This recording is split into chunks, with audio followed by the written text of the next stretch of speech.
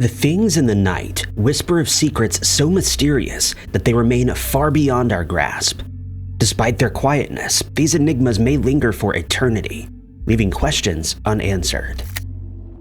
Number 20. Serving as a daunting tourist attraction in Oregon is Crater Lake, a blue-watered ice-capped mountain known for its clear waters, but also for its haunting legends, paranormal events, and disproportionate number of disappearances and unusual fatalities. The indigenous tribes of the Klamath, Modoc, and Yahuskin regard this land as sacred, a site of both power and danger. Inexplicable disappearances have unforgivingly haunted this site for decades, leading many to speculate what entities may be lurking within, snatching up and consuming visitors, ensuring that anyone who enters never leaves. One such disappearance was that of two Grumman torpedo planes. It was in 1944 that they were flying in formation, a day so clear that deviating from the route was virtually impossible, when the two planes flew over Crater Lake and then vanished. There was no distress signal and no plume of smoke. Charles McCullough, a photographer, would become the next mystery. He visited Crater Lake in 1974, hoping to take some incredible pictures, but after setting out on foot in the area, he was fated never to emerge. All that was left of him were his pants and socks, almost as if he'd melted away or vanished where he stood. McMuller's case isn't unique, though. There are several stories of enigmatic vanishings surrounding the area. In 2006, Kenneth Bulk and his son decided to head out to Crater Lake after having stayed at Diamond Lake, but the pair wouldn't get the camping trip that they desired, and instead became the subjects of a lasting mystery. Number 19. Ireland is home to a host of puzzles and enigmas that have often left the world's leading experts scratching their heads.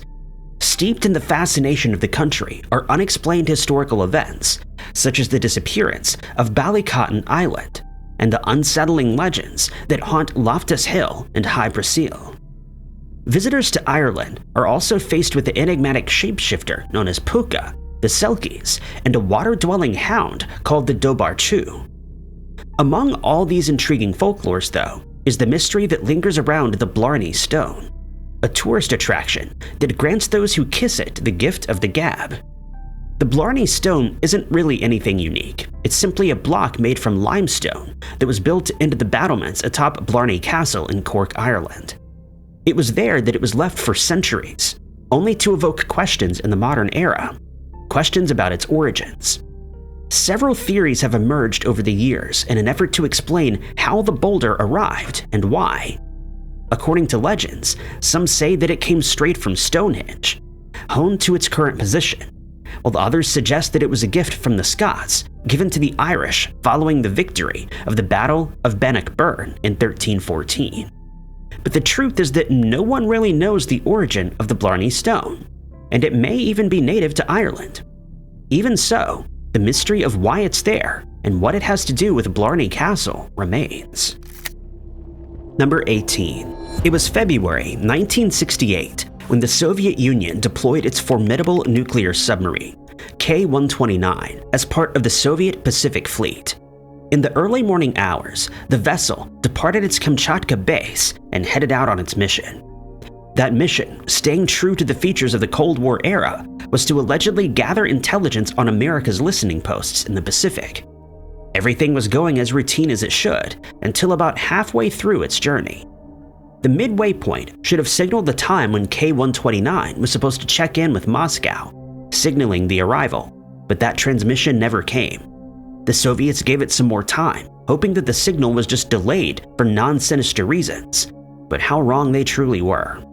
Eventually, they were scrambling to get in touch with the submarine and even sent out rescue boats, but found no sign of the now missing nuclear vessel. Simultaneously, the USS Swordfish, an American submarine, had radioed back to base, suggesting it had an accident at sea that caused its periscope to break. This discovery led the Soviets to believe that the Swordfish had rammed the K-129, but the Americans maintained that their vessel was at least 200 nautical miles away when it mysteriously disappeared. For the next several months, investigations and searches were carried out. Finally, there was a revelation. In August of that same year, with the help of the CIA, a giant claw was plunged into the sea and yanked out the missing K-129. But it wasn't the end of the eerie puzzle. Examinations of the vessel revealed that it had exploded and sunk, but no one could determine the cause or circumstances of this incident. Several theories abound, including one that stated K-129 went rogue and was about to begin World War III with a nuclear strike, but it never got the chance. But the truth remains unknown. Number 17. The year was 1976, when the Bermuda Triangle was still swallowing ships and planes whole, evoking mysteries that would continue to linger for eternity. The enigmatic region would certainly make another example out of the cargo ship, Silvia El Asa, that year. Silvia, a 590-foot ship, was en route to Philadelphia, having departed from Brazil with 37 people on board and a cargo of iron ore. Everything was going right according to schedule until it reached the infamous triangle. Silvia never made it out of the shadowy region, prompting the Coast Guard to report its abrupt disappearance. The result of the mystery was a large-scale search with the United States Navy P-3, the Argentine freighter being directed to the scene, just 140 miles west of Bermuda. As the freighter did the rounds, hoping to uncover some sort of debris or any sign of life, it would instead discover something ominous. Bobbing up and down in the water was an overturned lifeboat, confirmed to be from Silvia. Investigators also found an oil slick, suggesting that the vessel had indeed sunk. But the most disturbing find of all would come an hour later, with the Portland Glen, a British ship, discovering a life preserver marred by burn marks, and it was also found to be connected to the missing ship. The search for survivors and the remains of the vessel was called off after a harrowing 2 hours after the last light had left the sky. A veil of mystery still shrouds this event, as many wonder what left those burn marks and what unnerving fate befell Silvia El Asa. Number 16. There are very few creepy stories that conjure a true sense of fear in those who hear them. It's very rare to find such spine chillers, but when they do emerge, we're all left sleeping with the lights on. Serving as the stuff of nightmares is the sinister story of the Grinning Man that haunted Glasgow's Cross Hill from 1976 to 79, terrorizing a whole community and leaving behind one of the creepiest chronicles of all time. The first occurrence was in 1976, when a Glasgow woman awoke to find a man sitting at the edge of her bed. His features were so disturbing that she couldn't help but stare.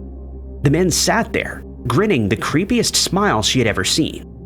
Eventually, she was able to move and tried to wake her husband. By the time he stirred, though, the woman was left astonished to find that the trespasser was gone. Several women and girls subsequently reported similar encounters over the next few years. 2 teens were walking home one evening when they encountered the bizarre scene, one that was consistent with the slew of reports that had been haunting Cross Hill. They described him as bald, skinny, and dressed in a leotard. This time, the man was standing beneath a streetlight, offering nothing but a smile. The girls tried to ignore him, and when they looked back, he was gone. From 1976 to 1979, a harrowing 17 complaints had been filed regarding the Grinning Man, 6 of which had occurred inside the victims' homes. Each report indicated that the man appeared agitated, often rubbing his hands on his chest. Despite extensive investigations, though, no one could determine who this man was, nor could they explain his bizarre, fear-striking behavior. Number 15. Medications have been in use for a long time and have undergone significant upgrades over the centuries. In ancient times, before pillboxes and cough syrup, our ancestors had to find alternative ways to treat sickness and disease. Often, they would arrive at the most primitive of medicines: herbs. Curiosity, paired with the abundance of plants, led to experiments that often resulted in the discovery of the earliest form of medicine.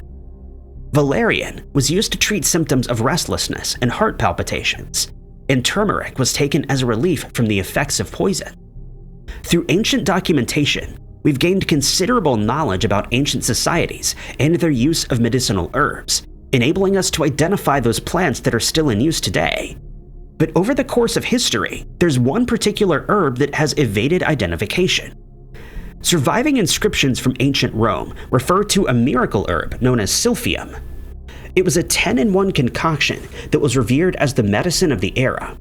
Not only did it treat a sore throat, but it was also used as a cure for various intestinal issues, pain, and as a birth control, anti-inflammatory, antibiotic, asthma reliever, and could even be applied topically. Silphium was supposedly so widespread that it could even be used as a food source and was incorporated into the diets of sheep. But what was it? This is the puzzle of silphium. We know it existed and what it was used for, though its true name and modern identification remains unknown. We're missing several pieces of the puzzle. Without knowing what it looked like, what color it was, what texture its leaves were, we're left in the dark. Some believe that silphium was harvested to the point of extinction, or it was a hybrid herb of several kinds. But this is all just speculation, and silphium may just be hiding under a different name. Number 14. Van Gogh's Starry Night painting is probably one of the most well-known artworks of all time. It's often mentioned in any conversation regarding this great artist. But with greatness comes mystery. In 1888, following a heated argument with a friend, amid a mental health crisis, the artist took a blade to his ear, severing it and ultimately giving it to a cleaner who worked at a nearby brothel. Later, he was found by the police and escorted to a hospital. It was during his time in the asylum that Van Gogh produced many of his masterpieces, including 240 drawings and paintings. One of the most famous works was that of the Starry Night. At first glance, it may appear to just be a painting that fits in with the artist's technique. The rendition was vivid and swirly and certainly captured a sense of morbidity. But it turns out Van Gogh wasn't just painting dashed lines and swirl patterns for no reason, but was actually depicting a scientific phenomenon. In 2006, researchers curious about the Starry Night began to investigate it, only to find that somehow this artist had recreated the mysterious turbulence. Until the 1940s, the properties of turbulence were largely unknown, until physicists began to make breakthroughs, develop formulas, and devise theories to explain this complex phenomenon. The research found that this occurs when smaller and larger eddies collide. Still, much of this phenomenon remains unknown and unclear. Yet one individual was able to create a visual representation of it. The swirls were incredibly and ominously accurate, and no one could figure out how he did it. When researchers examined Van Gogh's other artworks, they recognized that he'd repeated a similar pattern, which is now modernly recognized as Impressionism. Experts, though, believe it may be something more, ultimately asking an unanswerable question. Does turbulence, found in nature, present the same as in mental illness? Number 13. Often overlooked due to its proximity to Pompeii, the Villa of Mysteries remains true to its name. Outside the walls of the ancient city, overlooking the ruins from atop a hill, lie the remains of several villas. Among them, some walls depict a strange secret through captivating frescoes. In the very center of this once bustling community is a room that enchanted the audience, long before it was left as a ruin. It was a dining hall, one that boasted a fresco wraparound, depicting something truly unnerving. Several figures dominate the artwork, each engaged in their own activity against a bright red background. The red only suggests violence and horror. It would be this very bizarre room that earned the site its name. The reasoning behind the title stems from the enigmatic meaning of the strange frescoes, a meaning that remains elusive. There's no doubt that this depiction offers some sort of glimpse into Rome's past, but what that is might be something truly sinister. Scholars have long suggested that the imagery may be referencing a cult, making the Villa of Mysteries a sinister tourist attraction. Dated to 70 to 60 BC, it's been suggested that the mysterious sect may be that of a secret Greco-Roman cult dedicated to either Dionysus, the god of wine, theater, madness, and ecstasy. Number 12. Bert O'Neill was going about his regular day on the 14th of September 1969. He was living on a farm in the tiny town of Ngatea.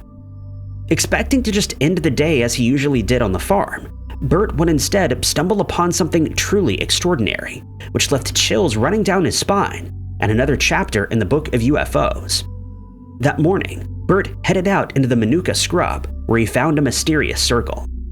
It was drawn in the ground or carved into the trees, but rather emerged from the burnt Manuka scrub, which had previously been lush and green. The trees appeared singed and silvered, as though they'd inexplicably perished overnight. That wasn't the end of Bert's discovery, though. Upon investigating further, he discovered 3 curious V-shaped impressions deep in the ground. Their position suggested a triangular formation, uniform, and something not of this world. Almost instantly, several people flocked to the area, from reporters to UFO enthusiasts and even ordinary folk who drove out of their way to catch a glimpse of this strange mystery unfolding before their very eyes. Was this evidence of extraterrestrial life, an elaborate hoax, or something even more sinister? Investigators quickly dispelled some theories. Herbicides were ruled out because spraying wouldn't be able to achieve such a perfect circle.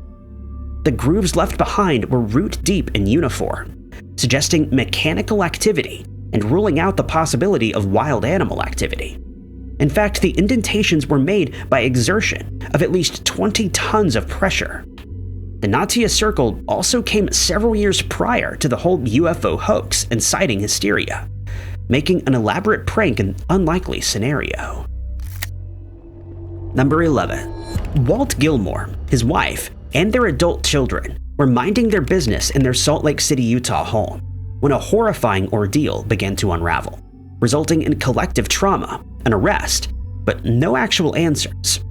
From 2018, Walt and his family were being tormented by strangers who would just show up at their home uninvited, claiming they'd been sent there. The strangers ranged from service workers, food deliveries, repairmen, and even some narcotics dealers. For 15 months, more than 500 people had arrived at the Utah home, and they all traced back to one individual. It was soon discovered that a sinister entity named Lauren Okamura, who'd initiated an incredibly creepy cyberstalking campaign against the family, specifically targeted women, Walt's daughter. The mysterious man had revealed the address on Craigslist and began sending it to several individuals, telling them to be cautious and that they were coming for her parents. Eventually, Okamura was tracked down to Hawaii, where he was promptly arrested for stalking and harassment. A protection order was issued against him, and the family was forced to post a sign at their home, explaining the situation to avoid having to open the door to strangers. Number 10. Something strange is afoot in Beaver Dunes Park, Oklahoma, a park steeped in folklore and rich in history. A history involving indigenous tribes, Spanish conquistadors, feuds, and Dust Bowl hardships. Given its lengthy and continuous history, it comes as no surprise that strange stories have emerged, with Beaver Dunes Park being their origin point. The park is one of the most popular tourist destinations, boasting over 300 acres of sandy hills, hiking trails, and campgrounds. But some locals refuse to set foot in this reserve, fearing they may encounter the strange things that lurk within, or become the next victims of the Oklahoma Bermuda Triangle. It would be from this very area that several people have disappeared, never to be seen again. Often accompanying these vanishings are flashes of green light that can be seen over the dunes. Allegedly, the Native Americans of the area have refused to enter the park itself and even tried to warn previous visitors of the danger that lurks there. These sinister features have led to a truly bizarre conclusion, suggesting that a shaman's portal may be situated within the dunes. Other theories consistent with the lore of the Beaver Dunes Park are that it was a site of a UFO crash, suggesting that the sand conceals the wreckage of an extraterrestrial spacecraft. There have been alleged reports of witnesses claiming to have seen men dressed in military attire digging in the park at night. The speculation about the sinister entities and unexplained disappearances serves as a haunting reminder that not everything is as it seems. Number 9. London's St. Pancras Renaissance Hotel offers a tower overlooking the capital's railway station, revered as one of the most impressive. At the turn in the millennium, a terrifying yet exciting decision was made to upgrade St. Pancras Station. The decision came amid the Channel Tunnel link upgrades. The alterations, though, wouldn't come without laborious work, including a substantial excavation that was needed in order to accommodate the Eurostar trains which were significantly larger. Because the excavation site was situated upon the old church graveyard, archaeologists had to be called in for a professional and sensitive dig. This wasn't any old graveyard, though. It was a mass burial of victims of the plagues that were once unleashed upon London. The excavation revealed a collection of more than 1,000 remains, which was hardly surprising. What experts were more concerned about was the unearthing of a non-human skeleton. In one chamber dedicated to 8 individuals, there was something exotic. Measuring 13 feet in length was a walrus, a species considered to be a sea monster and something of legend during the 1800s. Walruses, of course, are not indigenous to London, but are often found in the Arctic. The discovery opened a world of questions. Where did it come from? How did it get there, and why? Number 8. It was the 24th of March, 1968, when the most disastrous mystery of Ireland would unfold. It was the early morning hours, and Aer Lingus Flight 712 was on the runway. The crew and passengers combined totaled 61 on board. The wheels tucked away as the plane took to the air, departing Cork en route to London. The takeoff was straightforward, with nothing out of the ordinary being noted. Things, though, would become the very opposite of ordinary as the journey progressed. Close to noon, air traffic controllers would receive a harrowing transmission from Flight 712. The message read at 12,000 feet, descending, spinning rapidly. The message implied that something incredibly unnerving was taking place, and the scramble to figure out what it was began. By the time noon arrived, though, it was already too late. The plane had vanished, and with it, 61 passengers. After several failed attempts to contact the pilot, London Air Traffic Control initiated a rescue operation. The convoy headed to the western area of Strumblehead, which lies off the coast of Wales. Hours went by before the wreck site was finally found. It was spotted just northeast of Tuscar Rock, near County Wexford, Ireland. Only 14 passengers were found, none of whom survived. The fate of the remaining 47 was left undetermined, as was the mysterious cause of this bizarre accident. Several theories began to arise in an effort to explain why the aircraft was spinning out of control. Could it have been a mechanical failure, pilot error, a bird strike, or an accidental missile deployment? The possibilities were endless, but the wreckage showed no evidence that could be explained by either of them. Despite several investigations, the cause behind Aer Lingus Flight 712 remains a mystery. Number 7. Haunting Scotland's Cairngorm Mountains is a mystery so scary that it makes Bigfoot look like a fairy tale. It's the Big Grey Man of Ben Macdui. The Big Grey Man, similar to the stories of the Yeti and Bigfoot, is said to appear to travelers, specifically to those who venture on the largest peak, Ben Macdui. The mystery began with the disembodied footsteps, those of something inhuman. For each few steps that one man takes, this creature takes 4 times the stride of a person. Then, from the mist emerges the Big Grey Man, a figure so immense that it sends chills running down its victim's spines. Some stood frozen, shocked by what they were seeing, while others chose to act, drawing their hunting rifles and pistols, firing haphazardly into the distance. Often undeterred by these man-made lead shells, the beast would charge ahead or simply disappear. Regardless of what the Big Grey Man chose to do, the reaction from those who saw him was always the same. They would flee with haste.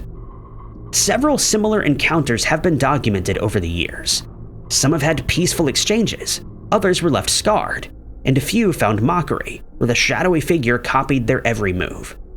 The legend has led to several suggested answers, ranging from natural phenomena to supernatural presences, but the question still abounds: what is the Big Grey Man of Ben Macdui? Number 6. The mystery of UFOs continues to haunt our collective timelines, tracing back to 218 BC. Our ancestors have long documented the bizarre phenomenon that makes us question our reality. Another lesser-known encounter occurred in 1808 in Sweden. It was May, a month marked by a scorching sun and dry conditions. It was morning when farmers were going about their day, working in the fields beneath the glow of the sky, when suddenly everything turned ominously dark. The sun itself had grown unusually dim, so much so that people could look directly into it. As they stared up at the strangeness that they were witnessing, their attention would soon be grabbed by something even more alarming: the arrival of the spheres. A host of peculiar round items were suddenly swarming the skies, each of which appeared to be coming from the west. They were described as being dark in color and were heading toward the sun, which was growing dimmer by the minute. The closer the spheres got to the sun, the darker they became. The subjects would also begin to take formation, lining up one behind the other, continuing their route. The farmers watched in disbelief as the ominous tiny balls began to block out the sky. The spheres never passed once, but continued on an unending journey to the east, where they would eventually vanish. According to surviving reports of the encounter, one man, KG Wettermark, had seen one of the objects fall and hit the ground, dissipating on impact and leaving behind a cobweb-like film that changed in color like an oil slick. It would have also left behind several unanswered questions, with experts still unable to explain why farmers in 1808 saw a million little balls in the sky of Sweden, an event that would plague them for at least 2 hours. Number 5. Nestled in the Jackson County mountains lies a truly unsolvable mystery: the indecipherable Judaculla rock. Carved into the sandstone boulders are some 1,500 intricate designs, supposedly placed there by the Cherokee. It once served as a boundary marker for hunting grounds, with the surrounding area being a sacred site where ceremonies were said to have taken place. The rock lies host to several petroglyphs, some of which are of an undecipherable nature. But according to legend, there may be a reason why no one was able to make sense of it. According to a mysterious legend passed down through Cherokee traditions, a slant-eyed giant named Judaculla, who had 7 fingers, is said to have lived in this mountainous area. It was he who allegedly left his fingerprints on this rock, which appears to be some form of undecipherable language. It's suggested that the symbols are actually the giant's fingerprint grooves. The story claims that Judaculla intentionally placed his prints against the stone and used it as his own boundary, warning others not to encroach on this hunting territory. Archaeologists have found almost nothing beyond that, leaving the symbols that mark the stone a strange and alluring mystery with a truth that may do more harm than good and instill fear instead of understanding. Number 4. Serving as one of Spain's most perplexing mysteries of all time is the Cando event of 1994, which left many startled and in search of answers. It was the 18th of January when the residents of the small Galician village known as Cando were given quite a fright when a large explosion occurred overhead. Just moments before, those outside pointed to the sky, alluding to a strange fireball that was brightening the sky before it plummeted to the ground. It may have seemed obvious at the time. It was a meteorite or a comet, a simple piece of space debris. But it wasn't. When investigators arrived at the site of the impact, they found something truly inexplicable. At the scene was a massive crater and scorched earth, but missing from it was debris, fragments, or the mysterious object itself. It seemed as though the celestial item had vanished as soon as it made contact with the dirt, only leaving a footprint of its existence. Number 3. VH-MDX was a Cessna 210 that would become just another missing aircraft mystery in 1981. It was the 9th of August when the craft, with 4 men aboard, headed for a regular routine flight in White Sunday Coast Airport, bound for Bankstown. As is often the case with missing plane mysteries, the journey began well at first. But when the trip reached Terry, the pilot, Michael Hutchins, saw bad weather ahead. He radioed into the control tower, requesting permission to enter unauthorized airspace in an effort to evade the growing storm. But before the control room could even answer him, Michael made the harsh decision to fly up and away, believing that the craft could handle it. But from here, everything went downhill. The pilot began to report some seriously heavy turbulence and a downdraft. He also found that the gyroscopic direction indicator was no longer working. The radar back in the control room indicated that they were about 40 kilometers off track, with its course unclear, and Michael had no sense of direction. The icy conditions and strong winds were no help either. Through static, a terrified voice came through. 5,000, it muttered, before becoming completely silent. VH-MDX was gone, and no emergency beacon could be detected. In the days that followed, several searches were conducted, but no signs of the craft were ever found. Number 2. Emergency services rushed to Gray Whale Cove State Beach in California, the scene of an alleged car accident reported by several witnesses. It was the 30th of December, 2019, when a driver managed to record the moment a green Lexus SUV drove straight off the cliff that overlooked the ocean. The car was in oncoming traffic before it made an abrupt turn into the opposite lane and plummeted right off the cliff edge. When officials arrived there, though, they could find no trace of the mysterious vehicle and soon called for reinforcements. The scene was not occupied by just police, but also by several rescue personnel and the U.S. Coast Guard. From there, a 6-hour-long search would commence. No bodies nor fragments of the vehicle were found during the search. Soon, daylight had been ripped from the sky, and the waters became increasingly dangerous. Eventually, the search was suspended. The only evidence that anything had happened at all was the dash cam footage and some tire marks left in the sand surrounding the edge.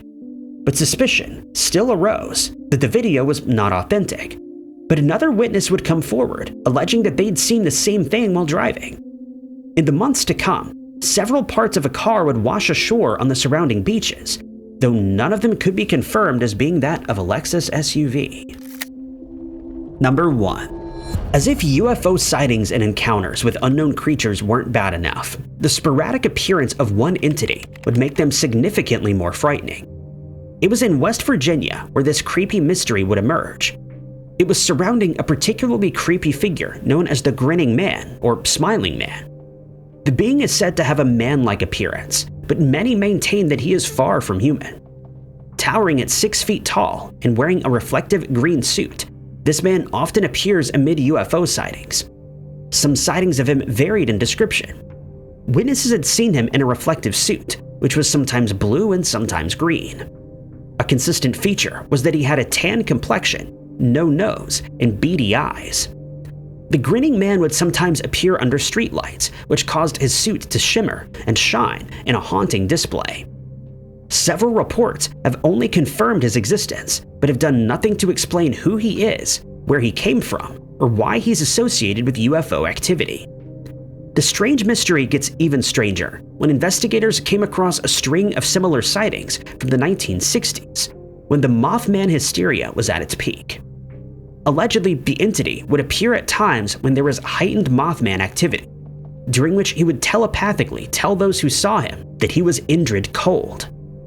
Sightings of the Grinning Man are allegedly still reported today, with him supposedly lingering in places such as California, New Jersey, New York, and West Virginia, instilling fear in those who encounter him.